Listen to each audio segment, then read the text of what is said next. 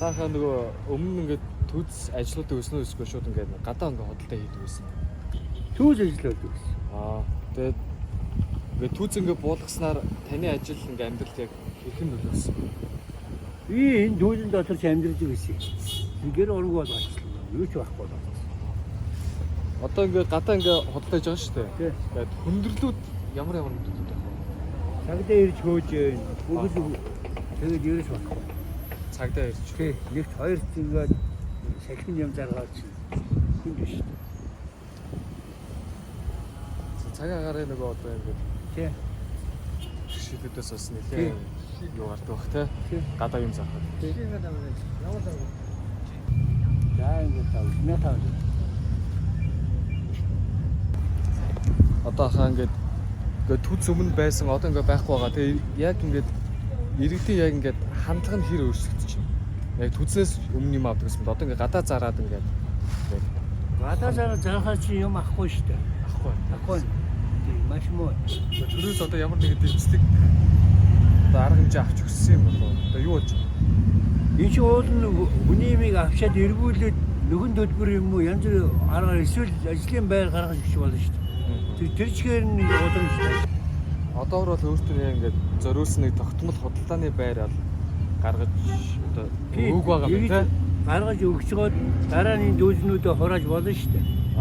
Гэтэл зүгээр л эхнээс нэглээд сүүлийн үрдэл ингээд зүгээр хуу хамаалаад болчихчих. Тэгээ бүр ноорон тогтоосон заяа. Нэг түүцийг тэдээр ач гэ. Тэгээд цагдаа юу хоёр хоёр цагдаа орж ирээд 2 3 хүнтэй орж ирээд бас 4 5 хүн орж ирээд тэгээд тэр дотор яа одоо гар гээд хамаг ачаа тэр чигээр байж ах чинь гар гээд гарангууд гадаа дэгчсэн. Түүнээс гар машин дээр юу.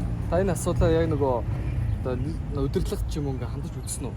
Оо зөндөө би явлаа. Тэгсэн чинь нэг хинч яах.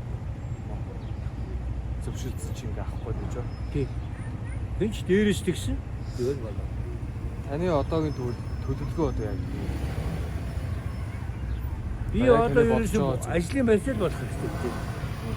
Өөр юм гоогоогүй шүү дээ. Хүмүүсээс өөр мөрөөрөө яваад ажил хийж үнийг юм болгооч. Төц болгосноор тухайн төц ажиллаж амьдралаа залгуулж байсан хүмүүс дараах эрсдлүүлд үүсэх хандлагатай. Орлогогүй болох ажилгүйдэл, өрхийн санхүүгийн хүндрэл, нийгмийн хариу үйлдэл. Төц нь тэдний гол амжиргааны их үүсвэр байдаг тул орлогогүй болох аюултай.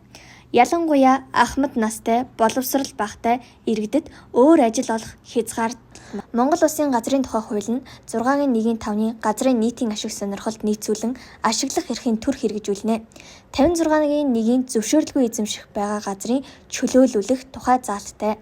Хэрэв төц зөвшөөрлгүй газар дээр байрласан бол тухайн газрын төрийн эрх мэдэл буцааж авах, төцийг тус газраас нүүлгэн үндэслэл болно.